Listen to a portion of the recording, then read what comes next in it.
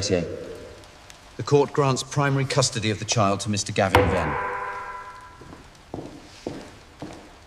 I don't think I did anything wrong, just reacted in the moment. The rain was blinding, thunder everywhere, and he kept accusing me of things that didn't even matter. So I told him to get out. He did, and by the next morning, everything I thought I controlled was gone.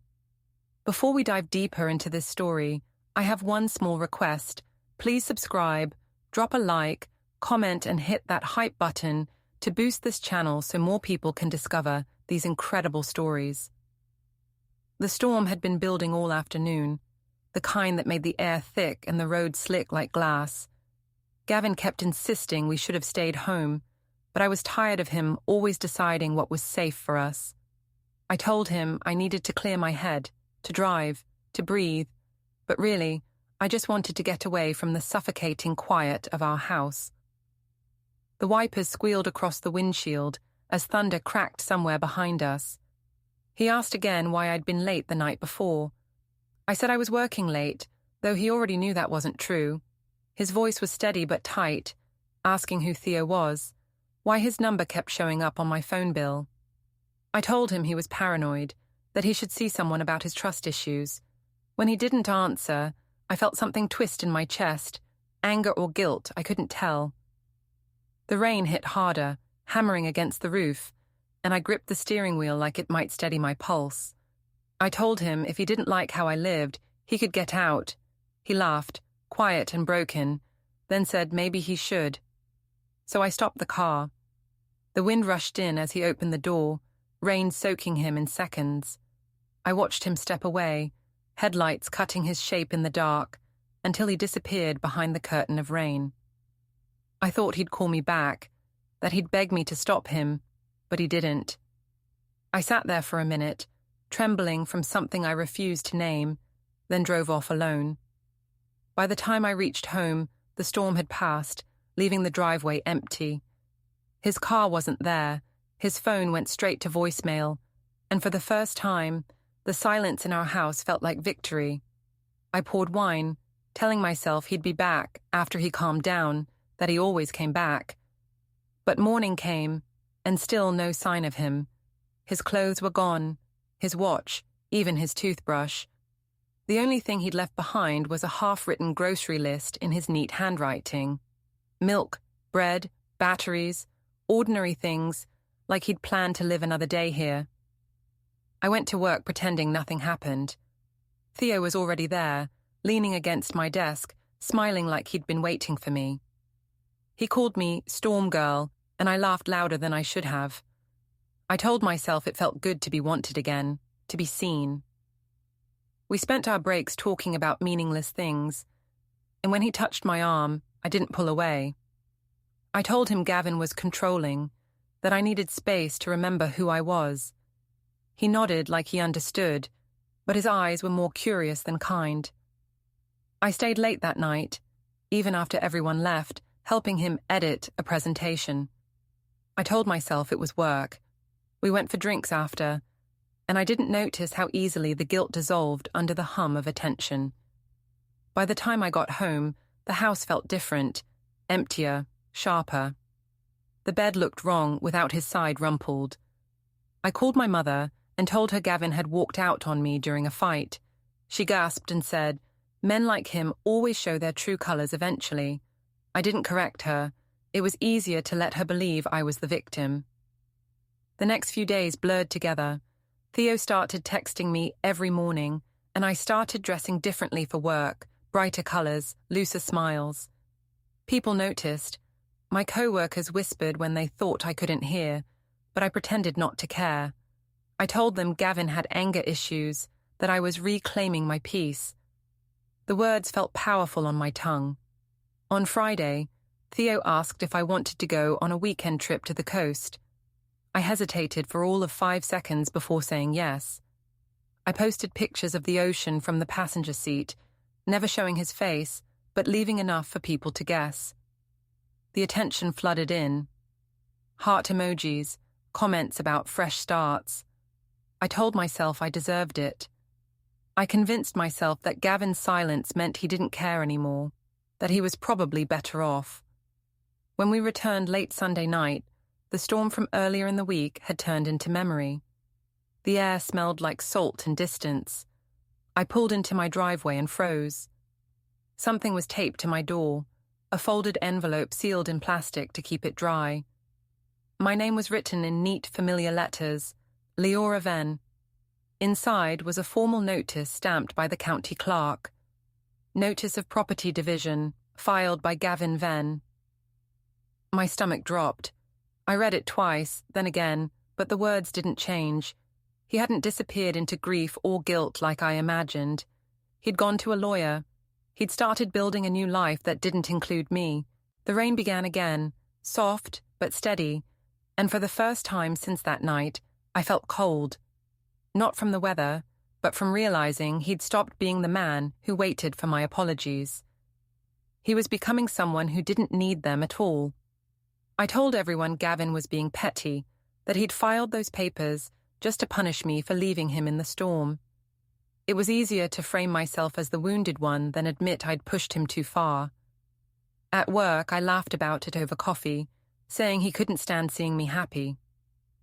My co-workers smiled politely, but their eyes told another story.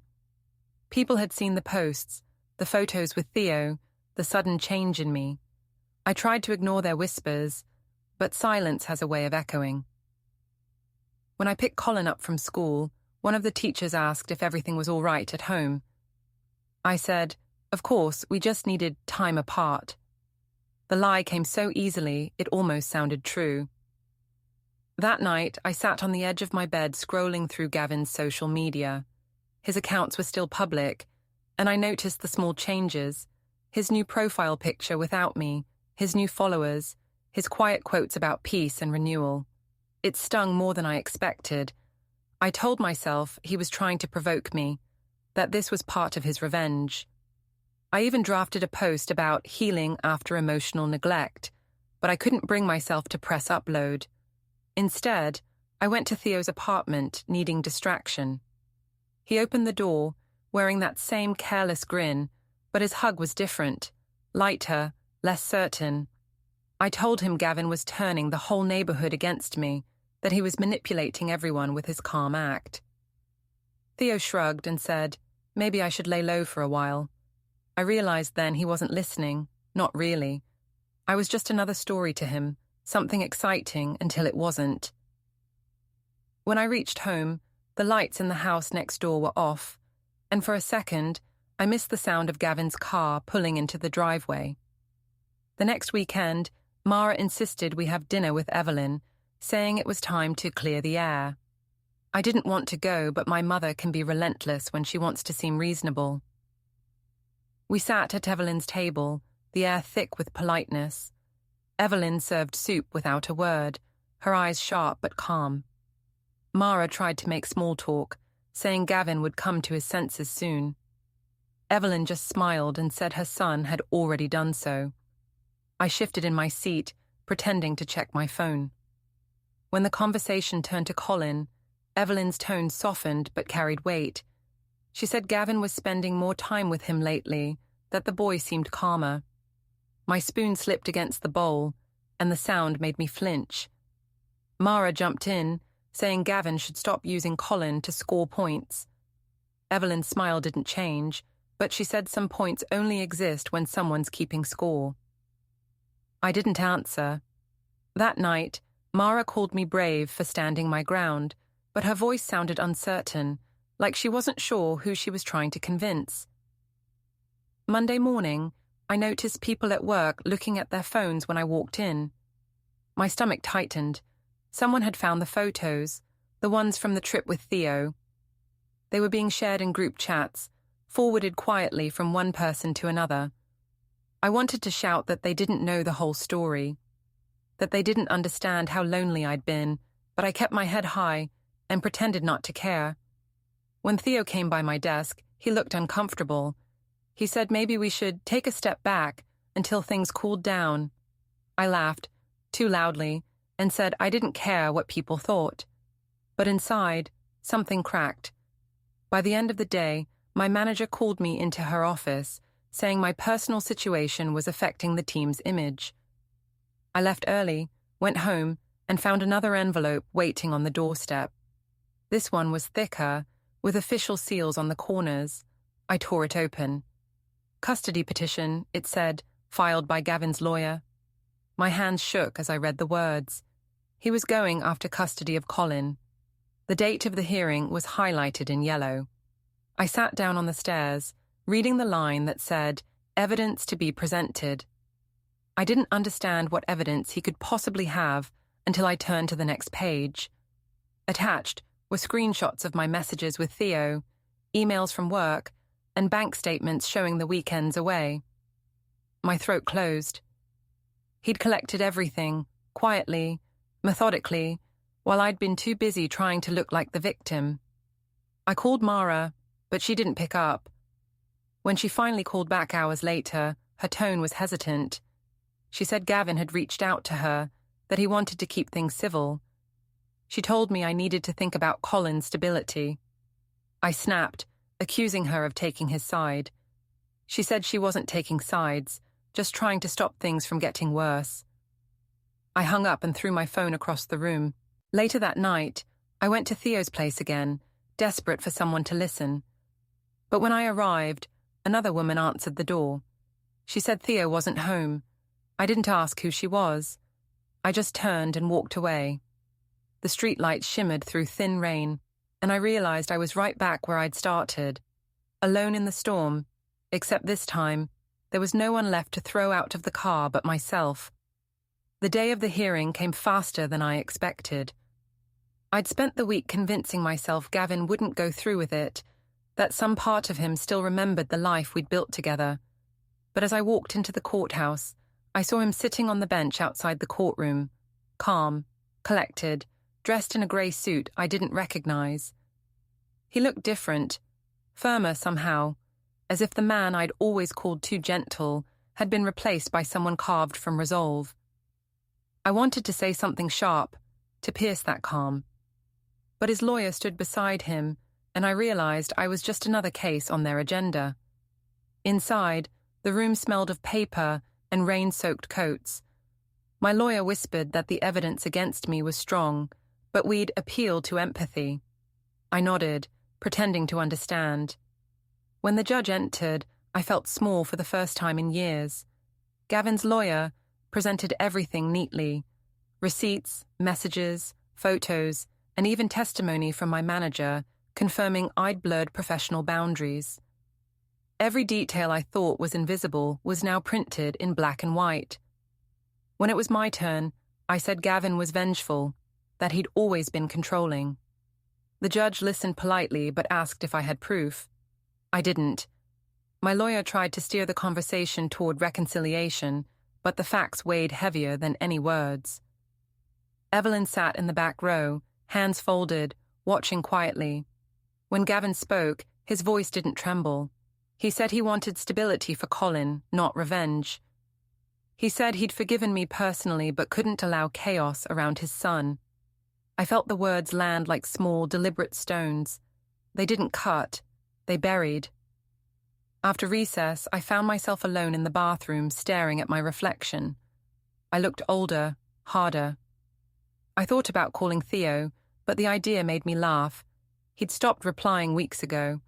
My mother texted saying she couldn't make it to court. She didn't feel well. I realized she meant she couldn't face the shame. When the hearing resumed, the judge asked if there was anything else I wanted to say. I told the room I hadn't meant to hurt anyone, that I'd just needed to feel alive again. No one responded. Papers shuffled, pens moved, and the world kept spinning without my explanation. I watched Gavin as the judge read the decision. Primary custody to the father. Property awarded to him for child stability. Visitation for me twice a month. My breath caught halfway through the sentence, and for a moment I couldn't hear anything else. Gavin didn't look at me when the session ended. He just gathered his files, thanked his lawyer, and left the courtroom like someone leaving a meeting. I stayed seated long after everyone was gone, the air humming with silence. Outside, the rain had started again, steady, indifferent. I stood under the courthouse awning, watching cars splash through puddles. Across the street, Gavin was buckling Colin into the back seat of his car. Our old car, the one I'd driven through that storm months ago. Colin waved when he saw me. I waved back, but Gavin gently turned him forward, starting the engine. The taillights flickered red before fading into the grey. I didn't cry. I thought about how everything had come full circle, about how one storm had opened a door I couldn't close again. I'd told myself freedom was worth the chaos, that I could rebuild on my terms. But freedom had turned out to be just another kind of silence, one no apology could fill. That night, I returned to my apartment, smaller than the house but quiet enough to hear every drop of rain against the window. I walked from room to room, as if expecting someone to appear. The furniture still smelled of cardboard and varnish. I found the box with Gavin's old things, the watch he'd left once after our first fight, the grocery list he'd written before he left that night. I held it and wondered how something so simple could mean more than all my excuses combined. I'd told everyone he was cruel, distant, controlling, but now I saw what he really was. Steady. The kind of steady I had mistaken for weakness until he used it to rebuild his life without me. When I finally sat down, I realized how much of the story I'd written for myself had been a lie. I'd believed that leaving him on that road made me powerful, that driving away meant I'd won. But looking out at the rain, I understood the truth. He hadn't lost that night. I had. He just needed time to show me what that loss really looked like. Somewhere out there, he was tucking Colin into bed, maybe reading him a story, maybe the same one I used to read. I imagined them laughing, the sound steady and warm against the backdrop of another storm. And for the first time, I didn't wish for him to come back. I just wished I hadn't been the one to make him leave. Don't forget to hit like, subscribe, and turn on the bell so you don't miss the next story. Write in the comments from which city you are watching.